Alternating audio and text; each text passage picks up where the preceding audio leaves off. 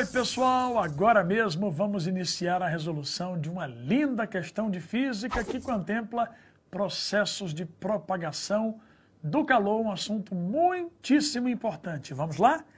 Fornos solares são aparelhos que ajudam no cozimento de alimentos em regiões bastante ensolaradas e com escassez de outros recursos, como energia elétrica ou matéria-prima para combustão. Para auxiliar moradores de uma região afastada, em um vilarejo, uma entidade construiu um forno solar simples, utilizando uma caixa de madeira, sem tampa, com uma panela pintada de preto em seu interior, conforme mostrado a seguir.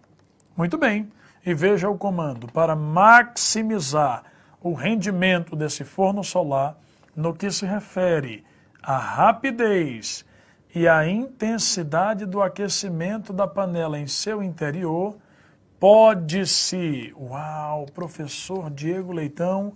Vamos então aqui a nossa análise item por item. Na opção A ele sugere cobrir as paredes internas da caixa com papel laminado. É uma ótima ideia fazer isso, porque aí quando a radiação solar incidir nas partes internas da caixa, ela vai acabar refletindo para a panela e fechá-la com uma tampa de vidro. Excelente! O vidro é transparente à luz e opaco ao calor. Então é como se eu formasse uma estufa naquele momento e mantivesse o interior bem aquecido. Já é a resposta correta. Mas observe comigo as demais alternativas. A B sugere cobrir as paredes externas da caixa com papel laminado. Já furou aí, gente. Porque se eu cobrir as paredes externas, eu já vou refletir a radiação de modo que ela nem consiga incidir no interior da caixa. A C propõe pintar as paredes internas da caixa de preto. É até uma boa ideia, porque absorve boa parte do calor. E cobrir a panela com papel laminado, agora não ficou legal não. Porque se eu cobrir a panela, ela vai refletir a radiação que vai incidir sobre ela. A D propõe pintar as paredes externas da caixa de preto. Ok, absorve esse calor, mas a madeira, como ele propôs no enunciado, é isolante. E aí a energia terá dificuldade em atravessar, então já não é uma boa opção. E a E, finalmente, cobrir a panela com papel laminado. Já citamos que essa não é uma boa ideia, porque vai refletir a radiação. E aí fechar a caixa com a tampa de vidro. Misturou ideia boa com ideia ruim. Portanto, para nós, o ideal mesmo é marcarmos a alternativa A de avião, minha gente. Um grande beijo e até a próxima. Tchau, tchau, pessoal. A nossa questão trata de epigenética, ou ainda tradicionalmente, há um questionamento entre o pensamento lamarckiano e o pensamento darwiniano. A questão afirma: no processo evolutivo descrito por Darwin, a teoria de Lamarck foi refutada e, com o tempo, foi estabelecido que mudanças adquiridas em nível macro de células somáticas não podem ser passadas à prole. Entretanto, há algumas situações que contradizem essa afirmação. Eu devo afirmar que, de acordo com o pensamento do naturalista francês Jean-Baptiste Lamarck, Lamarck propôs uma teoria sistemática do processo evolutivo baseado na teoria do uso e do desuso e da herança dos caracteres adquiridos. Entretanto, como a questão afirma, o pensamento darwiniano refutou ou negou ou discordou do pensamento lamarckiano. Se Lamarck elaborou suas leis e as instituiu no livro Filosofia Zoológica, Darwin, refutando os trabalhos lamarckianos, inseriu bem esta negação quando escreveu A Origem das Espécies por meio da seleção natural ou a sobrevivência das raças na luta pela vida. Mas qual é o problema que a questão vai trazer? A questão indica que, no auge da Segunda Guerra Mundial, as tropas nazistas bloquearam suprimentos de alimento e combustível para a Holanda, levando a um episódio de fome. Muitos bebês nascidos nesse período sofreram efeitos em longo prazo, incluindo alta incidência de doenças no coração, obesidade, intolerância à glicose e obstrução das vias respiratórias. Para os geneticistas tradicionais, o trauma havia afetado a expressão gênica desses bebês quando ainda estavam no útero. Perceba que a questão traz um problema adquirido, ou seja, resultante de fator ambiental. No caso, uma nutrição deficiente. Mas esse problema que chegou a afetar bebês em gerações vindouras é o que se refere à epigenética, quando a questão afirma que, para os cientistas tradicionais, que notaram que esses efeitos não se limitariam a um bebê ou a uma geração, mas mesmo após a guerra em períodos de abundância de alimentos, e as observações como essas abriram campo para uma área inovadora, a epigenética, ou seja, transformações nas expressões gênicas, embora não representem alterações no DNA, podem ser transmitidas transgeracionalmente. O campo da genética se estabeleceu somente após a publicação do livro A Origem das Espécies de Darwin, com as proporções de Mendel e a elucidação dos mecanismos de replicação e expressão gênica no século XX. O que é que a questão quer saber? É que, de acordo com o item, as observações descritas contestam a concepção defendida desde os tempos de Darwin de que as características adquiridas em resposta ao ambiente não podem ser dadas pela geração seguinte. Portanto, o item correto é a letra D, ou seja, uma característica adquirida passou a ter efeito não na expressão gênica, mas na expressão fenotípica transgeracionalmente, o que indica o item D como correto. Caríssimos alunos, que legal estarmos juntos mais uma vez. Nas minhas mãos, uma linda questão de física que contempla processos de propagação do calor, termologia, altamente importante para os nossos estudos. Vamos lá? A pasta térmica é um dos principais componentes do computador que ajudam a manter a temperatura do processador baixa. Sua principal função é servir como, aqui está a chave, ó, condutor de calor e auxiliar em sua dissipação. Assim, ela ajuda o cooler na hora de manter o processador em uma temperatura adequada. Para cumprir seu objetivo com maior eficiência, a pasta térmica deve ter. Muito bem, nós acabamos de ver no enunciado que é um condutor de calor, está aqui, ó, destacado, um condutor de calor.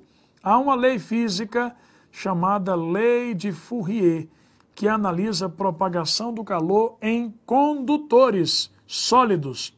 O fluxo de calor, que é a mesma coisa que a potência térmica, é K, que é o coeficiente de condutividade térmica, vezes A, que é a área, vezes o módulo da variação de temperatura sobre a espessura ou comprimento. Chama-me a atenção este K. O que seria, professor, este K?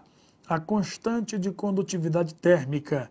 Objetos que são bons condutores facilitam o escoamento da energia, e aí terão um K alto. Mas objetos que são bons isolantes dificultam o fluxo de calor e apresentarão um K baixo. Portanto, nessa questão, estamos mesmo citando aqui, ó, alta condutividade térmica para que seja um excelente condutor. Ficaremos então com a alternativa D de dado. Grande abraço, bons estudos e até a próxima. Tchau, tchau, gente. Olá, pessoal. Vamos agora tratar da eutrofização e de assuntos relacionados a problemas ambientais. Vamos então ao enunciado. A eutrofização é um problema que ocorre em vários corpos d'água localizados no Brasil. Pesquisas visando maior conhecimento desse fenômeno natural, o qual é intensificado por ações antrópicas, são fundamentais para o desenvolvimento de ações de prevenção e melhoria qualitativa de corpos d'água. Os principais efeitos da eutrofização são anaerobiose no corpo d'água, mortandade da fauna, toxicidade de algas, dificuldade e altos custos para o tratamento da água e redução da navegação e da capacidade de transporte. Entre os responsáveis pela contaminação das águas estão espécies químicas como o nitrato e o fosfato, que podem ser removidos por meio de, no item A a gente tem aí, nitrificação do nitrato em amônia e oxidação do fósforo ao fosfito. Bom, pessoal, quando a gente fala de nitrificação, a gente está falando da transformação do nitrato em gás nitrogênio e não do nitrato em amônia. Então, a gente já exclui aí o item A. Vamos ao B. Oxidação do nitrato a nitrogênio, gás nitrogênio, e do gás oxigênio e redução do fosfato ao P4 e O2. Bom, se eu fosse oxidar o nitrato, pessoal, eu não iria torná-lo N2. Na verdade, seria uma redução. Então, já invalida a opção B. Vamos a C. Precipitação do nitrato na forma de nitrato de sódio e do fosfato na forma de fosfato de sódio. Bom, a precipitação do nitrato, pessoal, não vai ser na forma de nitrato de sódio. Não vai haver precipitação nesse caso aí. Nesse caso aí eu estaria oxidando, tá certo? E reagindo com o sódio. E o sódio, ele é um metal alcalino. Portanto, vai formar um sal solúvel, né? Então, não vai haver precipitação aí, tá certo? Nesse caso, o que invalida a opção C. Vamos então a D. Desnitrificação do nitrato em nitrogênio e precipitação dos fosfatos na forma de fosfato de cálcio. Que dessa forma que o item D está colocando para a gente, vai se tornar correta, porque realmente eu vou ter uma desnitrificação quando eu passo do nitrato ao nitrogênio e vou formar um sal que é insolúvel, que vai ser fácil de retirá-lo, né? Vamos ao item E. Vaporização dos íons contaminantes, nitrato e fosfato, com o aquecimento das águas. Bom, pessoal, na hora que eu vou aquecer a água, eu vou reduzir o teor de oxigênio, que já prejudicaria muito aquele ambiente ali, e eu não vou conseguir vaporizar porque são sais, e sais têm altos pontos de ebulição, então eu não poderia vaporizar. Então a gente já fica aí com a solução, a opção correta é a opção D de dado. Obrigada. Olá, caros estudantes, estamos prontos para fazer agora mesmo uma questão espetacular de ótica geométrica, dando ênfase à refração da luz. Observe bem o enunciado. Um refratômetro é um instrumento utilizado para medir concentrações de algumas substâncias em fluidos. Considere o refratômetro apresentado a seguir, composto por um prisma de índice de refração igual a 4 raiz de 2 sobre 5. Um local onde é colocado um fluido a ser analisado e uma régua com medidas em centímetros. Muito bem, o que ele vai sugerir agora mesmo através dessa figura é que este feixe de luz incida através do prisma e na hora de atravessar para o fluido, ele faça exatamente isso aqui, meus caros. Vejam, ele vai chegar exatamente no zero. E aí, ele pergunta para nós, competência 5, habilidade 17, para calibrar corretamente o refratômetro, qual deve ser a distância D em centímetros entre a régua e o prisma, ou seja, essa distância D, bem aqui, ó, é ela quem ele deseja encontrar. Muito bem, vamos aqui agora mesmo, então, a compreensão de algumas ideias importantes. Vamos lá. Se aqui é 90 graus, e aqui é 45 graus, no triângulo grande, obviamente, aqui também deverá ser 45 graus. E aí aqui já é 90 graus. Então aqui também é 45. Logo, aqui também é 45 graus. E esse ângulo é o ângulo de incidência. é o ângulo formado entre esse raio e a reta normal. Perfeito! Aí nós fizemos aqui o desenho do raio refratado. Entre ele e a reta normal haverá este ângulo θ, que eu preciso descobrir quanto vale. E eu vou descobrir usando a lei de Snell e Descartes. Olhe para cá. N do prisma, seno de 45 graus, é o N do fluido. Ele pediu que a gente considerasse que era ar, de índice de refração igual a 1. Então, N do ar, seno de θ. Essa é a lei de Snell e Descartes. N é o índice de refração. Na primeira parte do enunciado, ele citou para nós, está aqui destacado, 4 raios de 2 sobre 5 é o valor do N do prisma. 4 raios de 2 sobre 5, vezes o seno de 45, que é raios de 2 sobre 2, é o N do ar, que é 1, vezes o seno do ângulo θ. Portanto, o seno do ângulo θ vai valer, vejamos, raios de 2 vezes raios de 2 dá 2, cancela com esse 2, acabou dando apenas 4/5. Vou agora fazer a montagem de um triângulo genérico, retângulo, bem aqui, onde aqui é o ângulo θ.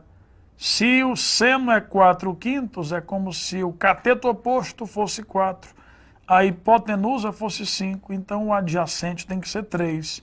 E aí, caso eu precise, caríssimos estudantes, a tangente do ângulo θ é o cateto oposto sobre o cateto adjacente, 4/3. Como ele está me pedindo a distância D, observe bem, para a análise de D eu preciso destacar este triângulo aqui agora, ó. Ah, professor, que legal! Nesse triângulo, o cateto oposto é aqui, vale 1. E o cateto adjacente é quem eu quero descobrir, D. Ora! Façamos então a tangente de θ, ela vai valer 1, que é o cateto oposto, sobre D, que é o adjacente. Portanto, D acabará dando exatamente igual a 3/4 de centímetros. E observando nos itens, nós vamos marcar exatamente a opção A, que acabou de ser para nós a opção conveniente e adequada, letra A de aprovação. Um grande abraço a todos, ótimos estudos e até a próxima. Tchau, tchau! Caríssimos alunos, nas minhas mãos eu tenho uma linda questão de ótica geométrica que contempla fenômenos relacionados à ótica. Vamos ao enunciado. Chineses ficaram apavorados com uma cidade flutuante que surgiu no céu. Veja a imagem que está proposta na foto na questão. No início de outubro, moradores da província de Jiangxi e da cidade de Foshan, na China, levaram um susto ao contemplar o horizonte. Havia uma cidade ali. Não a cidade inteira, mas o topo ou a silhueta do topo de prédios imensos. Abaixo do topo não havia o restante dos andares ou a base dos prédios, mas nuvens. Nuvens espessas e cinzentas. A explicação mais provável para esse fenômeno é que se trata de uma miragem causada por uma ilusão de ótica chamada Fata Morgana. Muito bem, essa é uma questão que contempla a competência 1 e habilidade 3. O fenômeno óptico observado na província chinesa é causado pela passagem da luz por diversas camadas de ar em diferentes temperaturas e dá a impressão de haver uma cidade sobre as nuvens. Isso ocorre porque a luz é... Ótimo! Meus caros, tem 2 itens aqui que sugerem que a luz é emitida por prédios. Olha que absurdo! Um prédio é uma fonte secundária de luz. Ele reflete a luz que incide sobre ele. Então, nem pode ser a alternativa B, nem tampouco a alternativa E. A luz ela foi refletida pelos prédios. No item A, ele sugere refletida pelos prédios na superfície terrestre, desviando sucessivamente sua trajetória até chegar aos olhos das pessoas. Excelente opção a letra A. De fato, as camadas de nuvem compostas por ar de diferentes temperaturas acabam caracterizando novos meios ópticos. E aí, a luz refletida pelos prédios vai desviando até chegar ao olho das pessoas. É a excelente resposta. Mas, rapidamente, na C ele diz, refletida por prédios na superfície terrestre, propagando-se em linha reta em direção às nuvens, sofrendo reflexão até chegar aos olhos das pessoas. Meus caros, a trajetória em linha reta acontece num meio transparente e não é o caso num ambiente heterogêneo como esse. Na letra D, refletida pelos prédios na superfície terrestre e espalhada pelas nuvens em todas as direções, isso não tem absolutamente nada a ver com a ocorrência do fenômeno. A nuvem não tem a capacidade de promover o espalhamento da luz, portanto, marcamos de fato a letra A de aprovação. Um grande abraço a todos e até a próxima. Tchau, tchau, gente! Caríssimos estudantes, nas minhas mãos uma questão espetacular que envolve dilatações térmicas. Vamos a ela. A invenção do termômetro é atribuída a Galileu Galilei, que no século XVI criou o termoscópio, contendo uma substância termométrica líquida em seu interior, que mudava de volume de acordo com a variação de temperatura. Olha a chave aqui, ó. Mudava de volume de acordo com a variação de temperatura. O termoscópio é composto por uma substância termométrica acondicionada em um bulbo, de maneira que a substância possa subir ou descer por um capilar à medida que a temperatura varia. Assim, conforme a substância termométrica sobe ou desce, pode-se relacionar a medida de sua altura com a temperatura de acordo com a imagem a seguir. Essa imagem, muito bem proposta, sugere para nós as escalas termométricas devidamente orientadas aqui e após um tracinho após o outro, eu consigo fazer a medição do volume. Apesar de muitos termômetros apresentarem o mesmo princípio de funcionamento, a precisão desses instrumentos melhorou muito com o passar do tempo. Para aperfeiçoar essa precisão, uma das medidas que podem ser adotadas é a utilização de quê? Excelente. Para nós, é muito conhecida a expressão que sugere ΔV, a variação de volume, é o volume inicial vezes gama vezes Δθ. Gama é o coeficiente de dilatação volumétrica e Δθ é a variação de temperatura. Ora, mas ΔV é o volume final menos o volume inicial.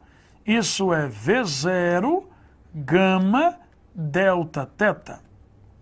Passando o V0 para o outro membro, ficaremos com V0 mais V0 gama Δθ.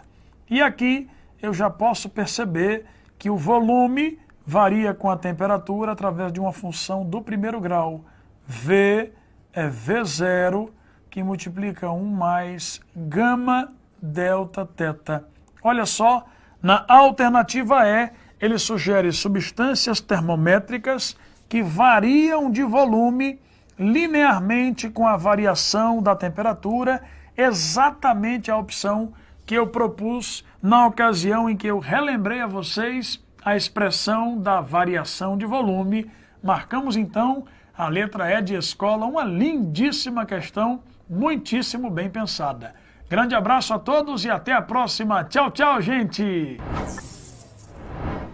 A questão trata de um desequilíbrio ambiental, que no caso é o derramamento de petróleo. E o que fazer em dada situação?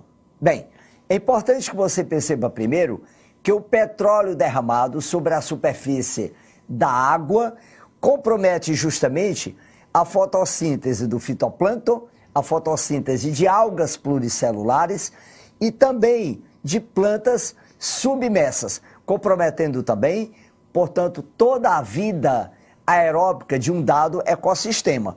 Mas a questão afirma que o navio petroleiro Exxon Valdez ganhou notoriedade em 24 de março de 1989, quando aproximadamente 40.900 a 120 mil metros cúbicos, equivalente a 257 mil a 750 mil barris de petróleo que transportava, foram lançados ao mar. O acidente aconteceu na costa do Alasca, depois de um navio encalhar na enseada do Príncipe Guilherme. Na ocasião, as autoridades estimularam o crescimento de bactérias pseudomonas capazes de degradar o petróleo presente no solo. Muitos quilômetros do litoral foram limpos aproximadamente 3 vezes mais rápido do que somente com o uso de agentes químicos convencionais à época. Bem, acontece que hoje o homem busca se utilizar de medidas mais inovadoras, como no caso de Pseudomonas, que é um gênero bacteriano, a qual, modificada geneticamente, pode metabolizar os componentes do petróleo mais rapidamente, como uma medida inovadora e de sustentabilidade. E, portanto, a esse processo em que as bactérias Pseudomonas atuam, esses agentes são portadores do que se chama de um fenômeno de biorremediação. E, portanto, o item correto é, portanto, a letra C. A questão envolve sistemática, a especiação e a definição de espécie de Meyer. Bem, é importante lembrar que na definição de Meyer para espécie, indica-se que os indivíduos apresentam semelhanças anatômicas e morfológicas, normalmente se cruzam entre si e produzem descendentes férteis. Bom, mas a questão indica o seguinte: a ciência reconhecia até hoje a existência de uma única espécie de girafas, que se subdividiam em diversas subespécies.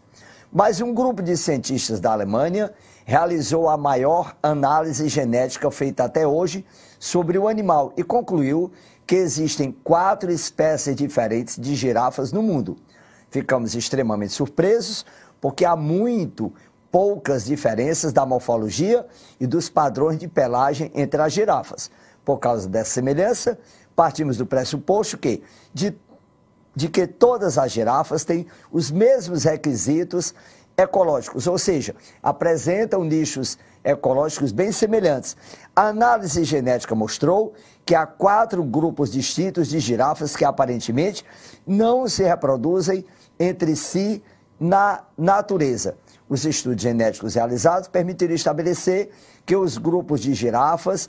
Bem, é importante você perceber que indivíduos de espécies diferentes também podem se cruzar entre si, mas a questão está indicando uma diferença genética entre estes animais. Então, pelo que está exposto, podemos indicar que os estudos genéticos estabelecem que podem pertencer a espécies distintas, pois possuem diferenças genéticas, embora sejam semelhantes morfologicamente. Bom, então o item correto para a questão é a letra D. A questão aborda uma das questões da Amazônia, que é exatamente a sua produtividade e também o índice de evaporação nesse ambiente, nesse bioma. O texto base fala: na verdade, jornalistas e divulgadores de ciências dos anos de 1960 a 1970 estavam errados quando atribuíam a esse bioma a função de pulmão do mundo, liberando gás oxigênio e removendo gás carbônico. Está mais para torneira que para pulmão. É verdade que boa parte do Brasil anda mesmo de respiração curta, mas por ansiedade devido à falta d'água. A Amazônia, por muito tempo, foi considerada o pulmão do mundo, devido o fato das plantas realizarem a fotossíntese, consumindo gás carbônico, liberando gás oxigênio. No entanto, hoje sabe-se que a maior parte do gás oxigênio ela é produzida por meio das algas, pela fotossíntese das algas. O que a Amazônia produz, lá dentro é consumido pelos seres vivos que compõem aquele bioma. Por isso, a produtividade primária líquida nesse bioma ela é muito baixa. O que ela produz, ela consome. Já, devido ao clima quente e úmido e também a grande evaporação, há uma perda de água. Esse bioma, o índice de umidade é muito alta, consequência da alta evapotranspiração, ou seja, a perda de água em forma de vapor pelas folhas das árvores que compõem esse bioma. Desta forma, a alternativa correta, letra E. A produtividade primária líquida é baixa, já que tudo que ela produz, ela consome lá dentro, fica pouquíssimo sem ser consumido, e também a evapotranspiração, ou seja, a perda de água em forma de vapor nas folhas, que é bastante alta. Gabarito da questão, alternativa E. Olá, pessoal! Vamos agora tratar de uma questão que vai precisar de conhecimentos prévios na área de interações, de química ambiental. Então, vamos dar uma olhadinha aí na questão. Ela diz o seguinte: a figura a seguir ilustra a poluição atmosférica resultante da emissão de poluentes por fontes naturais ou artificiais. Dentre elas, destacam-se a atividade agrícola e a pecuária, a produção industrial e suas fontes energéticas, as erupções vulcânicas, os aterros sanitários e os transportes rodoviários. A gente observa aí as fontes de energia, né? A gente tem aí o caso das estradas, a gente tem aí o caso do lixo, os automóveis, tá certo? Temos também aí os tratores, né? As indústrias, ok? Então, vulcão. Então, a gente tem toda essa possibilidade aí de energias envolvidas. Seguindo adiante, diz o seguinte: as fontes artificiais emitentes de gases que provocam a corrosão de monumentos históricos feitos de mármore e pedra-sabão estão corretamente indicados pelos números.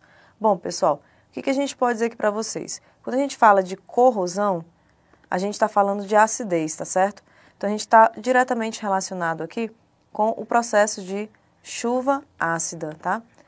E a chuva ácida é um procedimento em que a gente vai ter, basicamente, na liberação de gases como de automóveis, por exemplo, tá bom? Já no caso das indústrias, elas vão liberar gases, mas vão liberar gases porque tem a queima do carvão mineral. Aí vai ser mais relacionado com o gás carbônico, tá certo? Então, a gente tem aí a chuva ácida, mais ligada ao procedimento de automóveis. Como a figura mostra mais aí pra gente nos procedimentos 2 e 5, então a gente tem que olhar aí qual que melhor se encaixa nas opções. No caso do item A, diz que é o 1 e 2. No caso do item B, diz que é o 1 e 5. No item C, diz que é o 2 e o 3. No item D, diz que é o 2 e o 5. E no item E, diz que é o 3 e o 4. A gente já viu aqui que a melhor opção a ser marcada é o item D de dado. Portanto, pessoal, a opção correta, item D. Obrigada. A questão aborda os animais do filo anfíbia, do grupo dos anfíbios. Os anfíbios, como o nome do filo sugere, anfi 2 biosvida, são animais que apresentam 2 ciclos de vida.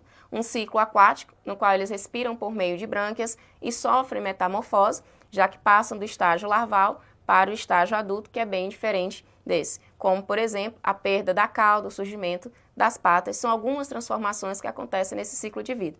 Depois que estão totalmente transformados, passam para o ambiente terrestre. No entanto, eles não estão adaptados ao ambiente terrestre seco. Eles estão restritos ao ambiente terrestre úmido, porque a sua reprodução ainda necessita da água, pois ele possui fecundação externa e a larva necessita voltar para a água quando sai do ovo. A questão, ela fala no texto base sobre esse ciclo de vida e também sobre a evolução do filo. Os anfíbios foram os primeiros seres vertebrados a conquistar a terra firme, pois todas as outras formas de vida dependiam do meio aquático para a sobrevivência. De acordo com as evidências de fósseis encontrados há 400 milhões de anos, período devoniano, os anfíbios evoluíram a partir dos peixes. Acredita-se que a evolução dos anfíbios tenha acontecido a partir de um grupo de peixes pulmonados, que hoje já não existem mais, e que foram sofrendo adaptações até chegarmos aos anfíbios que nós temos hoje, representados aí pelos sapos, as rãs, as pererecas, também as salamandras e as anfisbênias. Nesse caso, algumas adaptações foram necessárias aos anfíbios para a passagem do meio aquático para o meio terrestre. Entre elas, nós temos aí o surgimento do aparelho respiratório. Antes, quando em vida aquática, eles respiravam somente por brânquias, mas quando passaram ao ambiente terrestre, as brânquias foram perdidas e a respiração passou a ser pulmonar e também cutânea. No caso, o pulmão dos anfíbios, ele tem uma superfície lisa, né? Os alvéolos eles são atrofiados, então a expansão desse pulmão para a troca gasosa não é muito eficiente, completando-se dessa forma a respiração dele por meio da respiração cutânea entre os vasos sanguíneos da pele e também o ambiente externo. Por isso a pele dos anfíbios ela tem sempre que estar úmida, mais um motivo que os deixa em a necessidade de estarem sempre em ambientes úmidos. A alternativa correta da questão, letra B. Gabarito correto, letra B. A questão aborda um dos trechos de uma das obras mais conhecidas em relação à evolução dos seres vivos, que foi publicada por Charles Darwin, que é A Origem das Espécies. O trecho fala o seguinte: tudo o que podemos fazer é ter sempre em mente a ideia de que todos os seres vivos planejam por aumentar em progressão geométrica e que cada qual, pelo menos em algum período da vida ou durante alguma estação do ano, seja permanentemente ou em intervalos de tempo, tem que lutar por sua sobrevivência e está sujeito a sofrer considerável destruição. Quando refletimos essa luta vital, podemos consolar-nos com a plena convicção de que a guerra que se trava na natureza não é incessante, nem produz pânico, que a morte geralmente sobrevém de maneira imediata e que os mais resistentes, os mais fortes, os mais saudáveis e os mais felizes conseguem sobreviver e multiplicar-se. O trecho está no finalzinho, né, compõe o final de um dos capítulos da grande obra, que foi A Origem das Espécies, onde Charles Darwin explica a sua teoria para tentar entender e mostrar no meio científico como as espécies foram evoluindo e mudando ao longo do tempo. A teoria de Charles Darwin foi baseada na teoria da seleção natural, onde aqueles seres que passam por modificações no seu material genético, eles, no caso a mutação, eles conseguem adaptar-se, conseguem adaptações que garantem a sobrevivência em um ambiente hostil ou uma mudança ambiental que provoque a morte da maioria dos seres vivos. Como esse ser tem adaptações que garantem a sua sobrevivência, ele consegue se alimentar, consegue reproduzir e, consequentemente, vai ser selecionado positivamente pela natureza, processo chamado de seleção natural. A questão pergunta: a citação do texto anterior foi obtida de uma obra importante na construção do conhecimento científico-biológico. A análise de seus argumentos permite identificá-la como A Origem das Espécies de Charles Darwin. Gabarito da questão, portanto, letra D. Alternativa D, gabarito correto da questão. A questão aborda a questão do desenvolvimento dos seres relacionados à sua filogenia, ou seja, à sua herança, o seu grau de parentesco com aqueles que fazem parte da sua árvore evolutiva. A questão tem como texto base: a ideia de que a ontogenia é capaz de recapitular a filogenia foi inicialmente proposta por Haeckel na década de 1860. Haeckel já havia sido influenciado pelos trabalhos de Darwin, quando apresentou essa discussão e propôs que a história do desenvolvimento de um organismo, ou seja, sua ontogenia, repete a evolução de sua espécie, filogenia. Desta forma, estruturas que derivam de outras presentes em um mesmo grupo ancestral comum refletem parentesco evolutivo. O texto ele nos refere às condições de analogia e homologia que foram descritas ao longo dos processos de evolução das espécies. Uma das características que que trazem a ideia de que uma espécie ela é ou não ancestral comum de outra é a sua morfologia, o seu desenvolvimento embrionário. Espécies que possuem membros derivados de uma mesma origem embrionária, que apresentam funções diferentes em outro momento, nós temos um conjunto de órgãos homólogos. Mas quando as espécies apresentam origem embrionária diferente dos órgãos, mas que convergem, que apresentam uma função semelhante, nós dizemos que essas espécies são análogas, né? Esses órgãos são análogos. A questão pede, considerando as informações do texto anterior, a observação que exemplifica a definição descrita no texto é a presença de fendas faríngeas e a cauda pós-anal em embriões de cordata, como humanos e anfioxos. No caso, todos os cordatos, eles apresentam uma origem embrionária comum. Entre as características estão a presença de fendas branquiais, a presença de cauda pós-anal, assim como também o tubo dorsal, o tubo nervoso dorsal, e a presença de notocorda em pelo menos uma fase da vida, que é a principal característica que dá nome a esse filo. Então, embora esses animais evoluam para filos diferentes, com características diferentes, eles têm uma mesma origem embrionária, representada aí pelas fendas faríngeas, a presença de fendas faríngeas e cauda pós-anal em todos eles, mesmo que tenham perdido essas estruturas ao longo do seu desenvolvimento, ao longo da sua evolução. Portanto, a alternativa da questão, letra B. A questão ela fala acerca da resistência de certos micro-organismos ao uso de inseticidas, no caso, que também pode ser ampliado para as bactérias, com resistência a certos antibióticos. Como texto base, o fator determinante da evolução da resistência de uma praga a um inseticida é a pressão de seleção, ou seja, o uso contínuo de um mesmo produto sem a implementação efetiva de estratégias de manejo de resistência. O uso contínuo de inseticidas vai levar à morte das principais espécies, da maior parte das espécies sensíveis a esse inseticida, o que vai resolver o problema momentaneamente. No entanto, depois de um tempo, essa população de pragas pode voltar a se desenvolver nessa plantação e o inseticida utilizado antes não ter mais o mesmo efeito.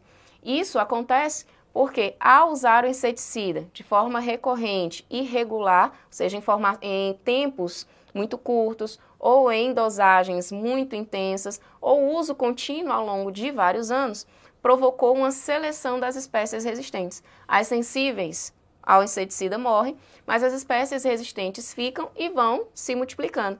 Ao se reproduzirem, passam essas características aos seus descendentes e, consequentemente, as novas variedades que surgem desse desenvolvimento vão ser resistentes ao inseticida.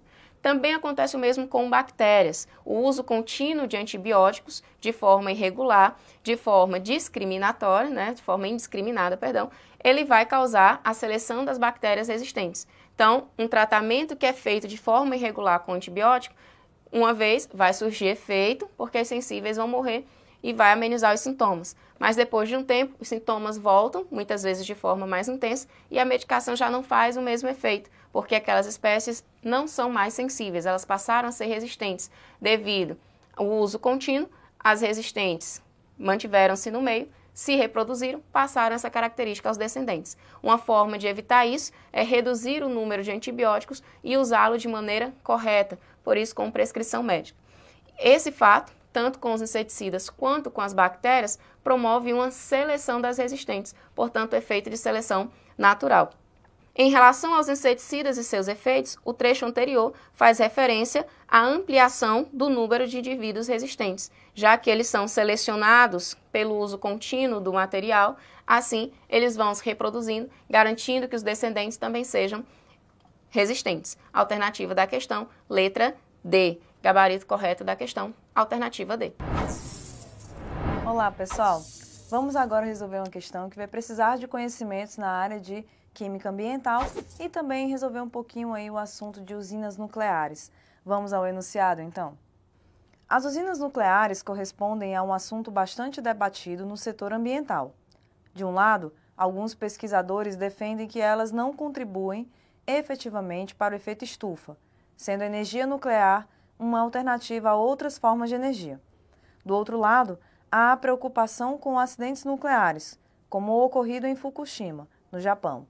Além disso, sabe-se que existem problemas ambientais decorrentes do funcionamento normal de uma usina nuclear. As usinas nucleares, mesmo funcionando normalmente, podem provocar desequilíbrios na vida aquática, por meio da ou do. Bom, pessoal, um dos grandes problemas ocasionados pelas usinas nucleares é o fato da diferenciação na temperatura, tá? Quando eu vou jogar resquícios ou mesmo o funcionamento daquela usina, ela causa uma grande diferença ali na temperatura na água, atrapalhando assim a vida aquática, todas as espécies que ficam ali, que necessitam do oxigênio dissolvido na água, tá certo? Então esse é o principal problema ocasionado pelas usinas nucleares. E aí, olhando as opções, se a gente observar no item A, fala que o desequilíbrio que pode ocasionar na vida aquática é devido à emissão de ultrassom. De acordo com o que eu falei agora, essa não é a maior preocupação da gente, tá certo? No item B fala que é devido ao despejo de metais pesados, como mercúrio, que se acumulam na cadeia alimentar, e isso não está de acordo com a usina nuclear. No item C fala que é a liberação de nutrientes que alteram a qualidade da água devido ao processo de eutrofização, também não está de acordo. No item D fala em relação ao aquecimento da água, que contribui para a diminuição da quantidade de oxigênio nela dissolvido, e é justamente o que a gente falou agora, já é uma opção a ser destacada aí. Quanto maior a temperatura, menor vai ser a dissolução de alguns gases, tá certo? Portanto, pessoal, opção correta, item D de dado. Obrigada! Olá, pessoal! Vamos agora resolver uma questão que vai tratar um pouquinho do assunto de química ambiental. Vamos ao enunciado, então? Ele diz o seguinte: desde a Revolução Verde, na década de 1950, o processo tradicional de produção agrícola sofreu drásticas mudanças com a inserção de novas tecnologias, visando a produção extensiva de commodities agrícolas.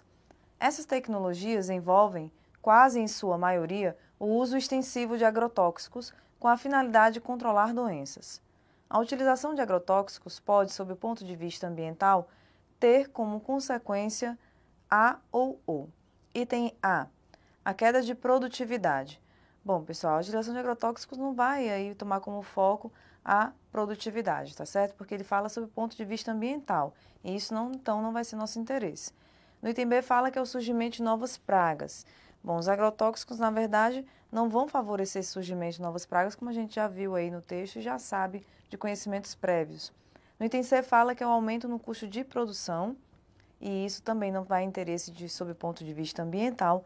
No item D fala da contaminação dos recursos hídricos. Aqui já pode ser uma opção a ser destacada. Quando a gente utiliza agrotóxico, a gente tem substâncias, tá, que vão estar sendo levadas até mesmo por conta da chuva, contaminando aí, por exemplo, os lençóis freáticos, tá, e outras partes de recursos hídricos próximos. Portanto, isso é realmente uma grande preocupação sob o ponto de vista ambiental, utilizar os agrotóxicos por conta da contaminação das nossas águas, tá certo, pessoal? Então, gente, a opção correta será o item D de dado. Obrigada. A questão fala sobre o capim-elefante, que foi trazido ao Brasil com o objetivo de alimentar o gado. Mas, com o crescimento das políticas sustentáveis e a substituição, a necessidade de substituir os combustíveis fósseis para redução na emissão de gases de estufa, ele passou a ser utilizado juntamente com outros derivados orgânicos, como os derivados animais, para a produção de energia. Então, a biomassa que é produzida, de onde é produzida energia. Aí ele é transformado em carvão e queimado para produzir energia térmica e transformá-la em energia elétrica.